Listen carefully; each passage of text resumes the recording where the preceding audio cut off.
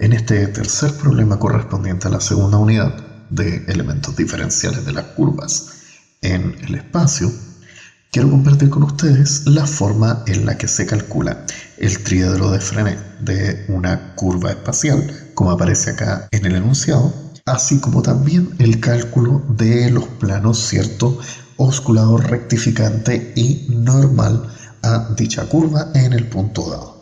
Para ello, recordemos algunos detalles correspondientes al triedro de Frenet, y es que la forma en la que se definen los tres vectores no los hace muy fácil de calcular a priori. Recordemos, el vector tangente es el primero de los tres vectores que se define y es muy obvia su definición debido a que corresponde a la derivada por componentes de las funciones que determinan la curva, por supuesto dividida por su norma, siempre normalizado el vector. El siguiente vector que corresponde es el vector normal, el cual evidentemente será la derivada del vector tangente normalizado. Y a ese vector evidentemente también hay que volver a normalizarlo. Y finalmente aparece el vector binormal, que apunta en la dirección perpendicular tanto a t como a n. Esto lo hace especialmente sencillo de despejar a la hora de determinar algebraicamente las cosas, debido a que en el caso que nuestra curva no esté parametrizada por longitud de arco, será extremadamente complejo hallar la forma del vector normal a partir del vector tangente, normalizado por supuesto. Entonces se utiliza el método de determinar primero el vector binormal mediante una forma algebraica bastante sencilla y luego recuperar el vector normal a partir de un producto cruz bastante obvio. Para ello, para recordar ese producto cruz obvio, recordemos un detalle correspondiente a la álgebra lineal. Si yo tengo tres vectores, digamos u, le hago producto cruz con el vector v y le hago producto cruz a ello con el vector w y los considero de esta manera, entonces lo que estamos buscando es el clásico triple producto cruz entre tres vectores. Pero, ¿y si ahora nosotros cambiamos este por el vector original por u? Obtendremos un detalle bastante interesante. Observemos quién es este vector de acá adentro. El vector iluminado, al ser un producto cruz, corresponderá a un vector que es perpendicular tanto a v como a u. Entonces, llamémosle w a ese vector, perpendicular a v y a u. Y si ese vector w, digamos, se le hace producto cruz ahora con el u una vez más, entonces por producto cruz estaremos buscando un vector que sea perpendicular a este y también a este vector que es w. Pero ese vector w es perpendicular ya a u y también a v. Por lo tanto, se espera que el vector que me resulte al hacer este triple producto de aquí muy especial no sea otra cosa que el vector que es perpendicular justamente a u y perpendicular a este vector de aquí, es decir, v. Una propiedad bastante sencilla y obvia que es posible también demostrar directamente a partir de las coordenadas. Entonces, este hecho nos deja bastante en evidencia que para recuperar el vector normal, todo lo que debemos hacer acá es considerar este vector de aquí, que sería el binormal. Entonces yo le voy a poner aquí binormal. Este vector de acá, que sería el tangente. Entonces estaríamos buscando un vector que fuese perpendicular al vector tangente y también perpendicular al vector binormal. Pero hay que tener cuidado en el sentido, debido a que si cambiamos el orden del producto cruz, el vector normal aparece en el sentido contrario. Entonces acá lo natural sería esperar que el producto fuese, ¿cierto?, al revés. Entonces nos va a quedar así, de esta forma.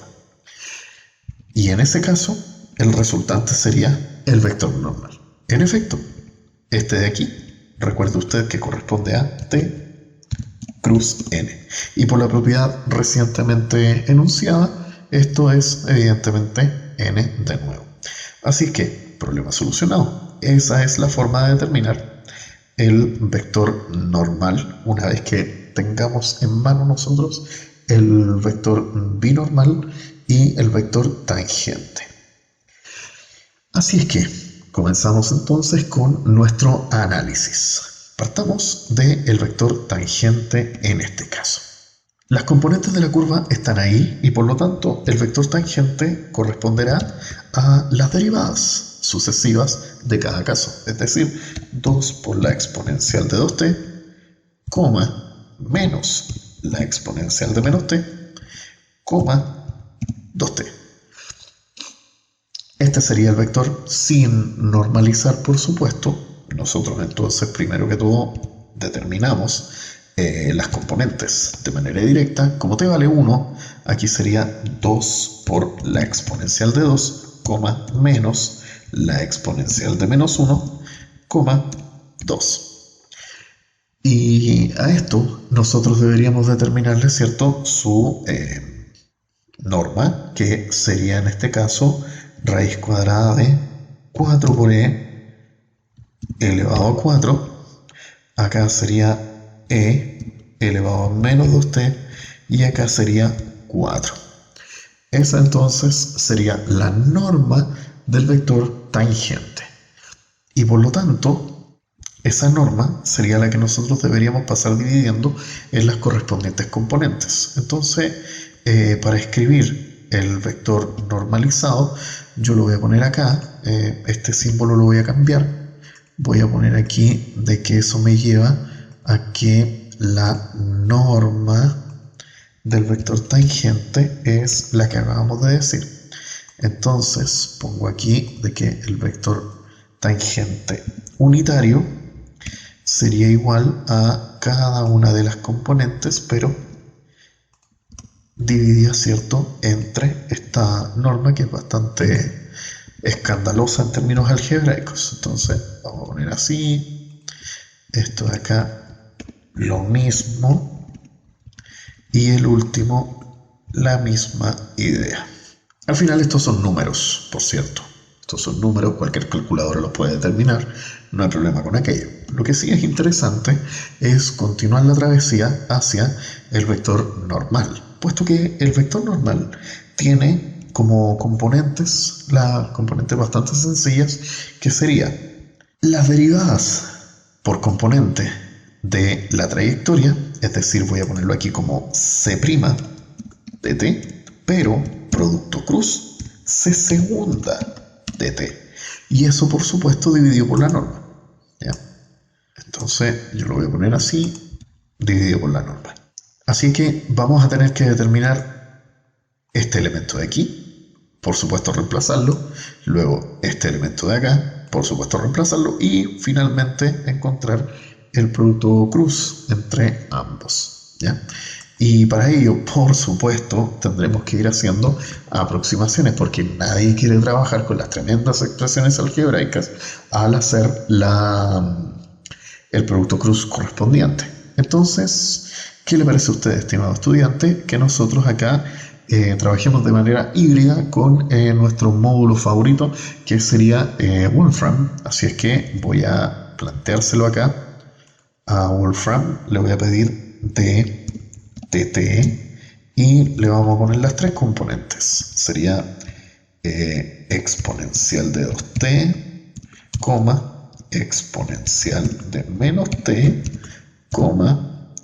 t cuadrado, y quiero que t valga 1. Entonces, where t es igual a 1. Y acá nos vamos a encontrar con la sorpresa de que Wolfram entiende muy bien que esta es una función vectorial y simplemente tiene que hacer esos cálculos de ahí. Entonces, esta forma, ahora le pedimos la forma aproximada, y la forma aproximada nos llevamos la sorpresa que es esa de ahí. Entonces, estos elementos, ¿cierto?, serían acá básicamente, le voy a poner aquí, los voy a poner como numeritos. Entonces sería 14,78. El siguiente es menos 0,36. 36,78, vamos a ponerlo como 36,8. Y el último, por supuesto, es 2. Entonces, ahora yo voy a copiar esto de acá arriba y le voy a poner aquí el doble valor absoluto para que me determine el valor absoluto de esta expresión. Ahí está, se lo pido como módulo, entonces me entrega el valor absoluto de la expresión de acá. Ahí está, le pido entonces la norma de este vector y me entrega que la norma es 14,9. Entonces ese 14,9 sería la división que habría que hacer acá, así es que los numeritos corresponderían acá a 14,78 sobre 14,9. El siguiente sería menos 368 dividido 14,9 y el último sería 2 y acá 14,9. Ahí tenemos entonces la expresión ahora en términos aproximados para nuestro vector tangente unitario, por supuesto.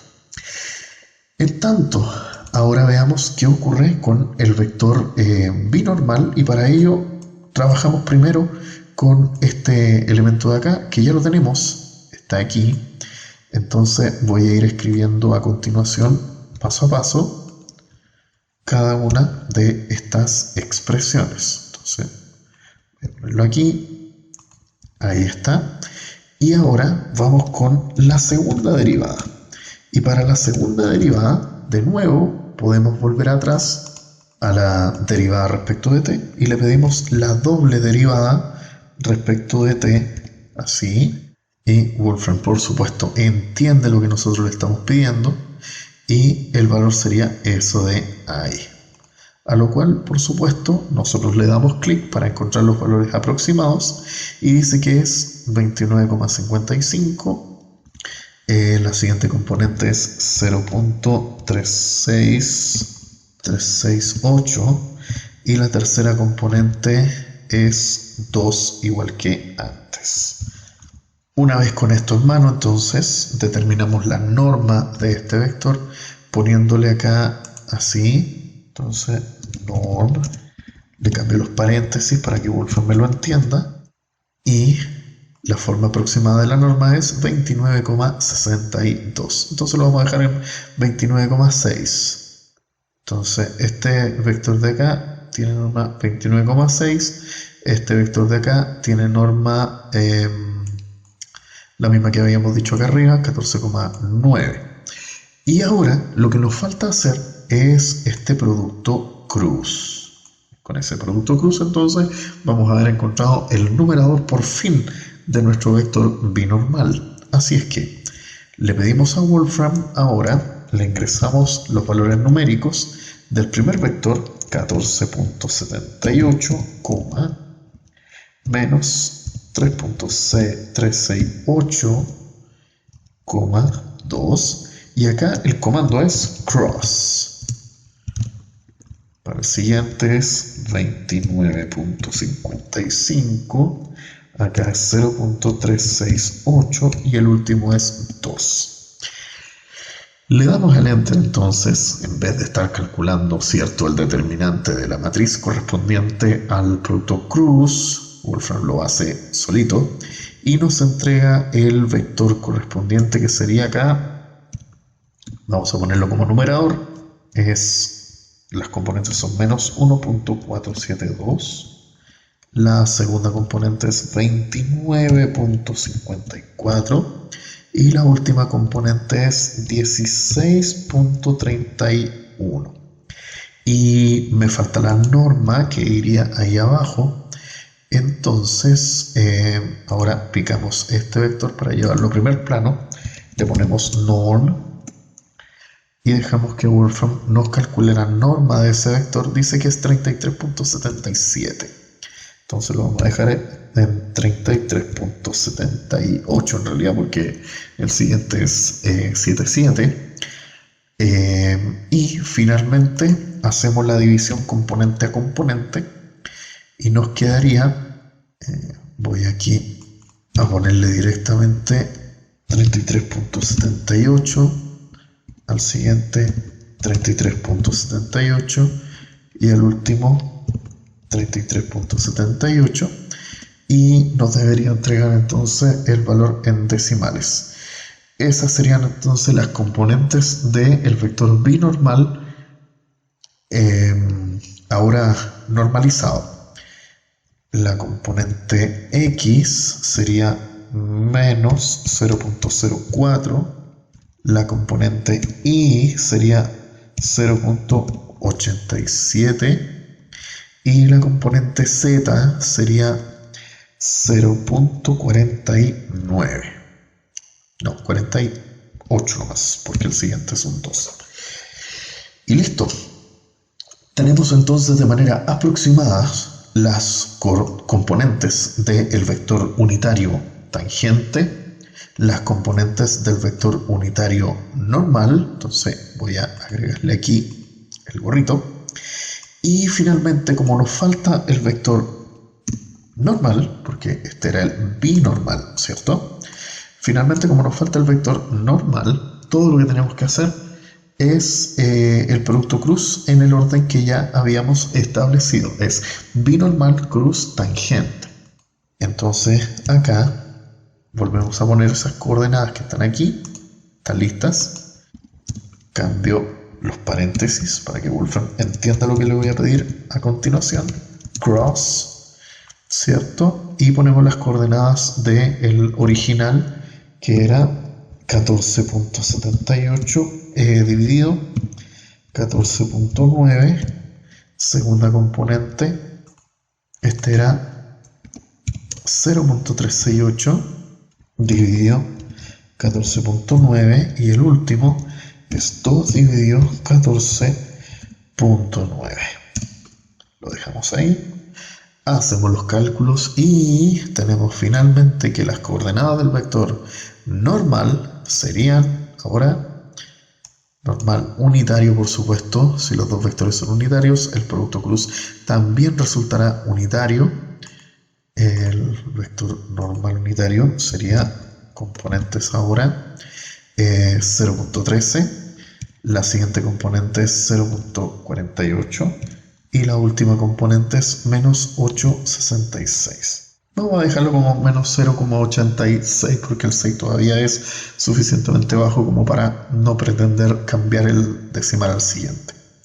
Y listo, tenemos entonces nuestro triedro de Freinet en este caso. Lo vamos a escribir acá, lo ponemos en palabras. El triedro de Freinet sería el conjunto formado por los vectores tangente, normal y binormal, que sabemos que forman un sistema de referencia ortogonal entre sí y sirve para orientar la forma en la que se ha deformado el alambre que asumíamos en principio recto y que terminó quedando con esta forma dada por esta curva. A continuación, entonces, lo que nos falta y nos queda hacer es definir las ecuaciones de los planos correspondientes. Para ello, nos faltaría solamente determinar primero cuánto vale esta curva en t igual a 1. Entonces, vamos a evaluar acá con anterioridad los elementos de la curva. Sería exponencial de 2t, exponencial de menos t, t cuadrado, y le voy a pedir acá where t es igual a 1. A ver cuánto nos da cada una de las componentes. Nos queda eso, lo cual aproximadamente los valores serían 7,39, 0,37 y 1. Entonces eso lo voy a escribir como que el punto de la curva en el que estamos parados nosotros es el 7.39, dijimos, 0.37 por acá y la última componente es 1. Esto entonces nos va a ayudar a determinar cada una de las ecuaciones de los planos, en este caso. Entonces comenzamos con el plano normal. Recordemos que el plano normal es el plano que es perpendicular perfectamente a la trayectoria de la curva y por lo tanto debe ser perpendicular justamente al vector tangente. Así es que, como buena ecuación del plano, yo voy a poner aquí plano normal a la curva tiene como ecuación a un punto genérico x, y, z menos el punto de la curva y producto punto el vector perpendicular, que en este caso sería este de acá. Entonces voy a ocupar este símbolo como producto punto, ese vector, y eso se pide que sea igual a 0. ¿Ya? Luego eso por supuesto se revuelve y estamos listos. Ahí estaría la ecuación del plano normal. Voy a reemplazar el punto P, que ya lo tenemos listo, es ese de ahí. Y lo que quedaría entonces para usted, estimado estudiante, sería reducir esta expresión. Eso lo puede hacer de forma numérica, pero también lo puede hacer aplicando un poquitito de Wolfram. Basta que le escriba tal cual esto de acá. Ese producto punto, Wolfram lo entiende como dot, D-O-T. Dot, recuerde que significa punto en inglés. Y le pone simplemente es igual a 0 y le va a quedar la ecuación del plano. Ese entonces sería el plano normal. Vamos ahora por el plano rectificante. Recordemos que el plano rectificante lo que hace es generar una especie de base en la cual se revierte la acción de la curvatura del plano. Y al revertirse la acción de la curvatura, recordemos que uno de estos tres vectores apunta en dirección al centro de curvatura y ese es el vector normal. Entonces, ese vector normal es a su vez normal también al plano rectificante. Entonces, solamente deberíamos cambiar el vector de afuera y las cosas nos deberían quedar así. El plano ahora tiene ecuación, pero cambiándole el vector a este de acá. Este sería el vector que genera a ese plano, ¿ya? Perpendicular al plano, al vector digo normal. Y finalmente el plano osculador, lo voy a poner con índice O. El plano osculador se define como el plano que contendría a esa porción infinitamente pequeña de la curva si la curva fuese plana, si no tuviera torsión. Entonces ese plano debe ser perpendicular precisamente al vector que apunta en la dirección de la torsión. Y aquel vector es precisamente el vector binormal. Entonces volvemos a copiar la planilla de acá y le vuelvo a dejar a usted la tarea, estimado estudiante, de que reduzca ahora la expresión numérica que aparece acá en pantalla. Recuerde, tratar de hacer esto de forma algebraica a estas alturas y con las condiciones que tienen estos problemas en general es una tarea titánica y por lo tanto no recomendable de hacer a mano en absoluto. Más bien, demostrar habilidad de trabajar con módulos digitales. Espero haberle logrado dar suficiente explicación a la solución de este problemita y nosotros nos veremos en la próxima unidad. Que esté muy bien.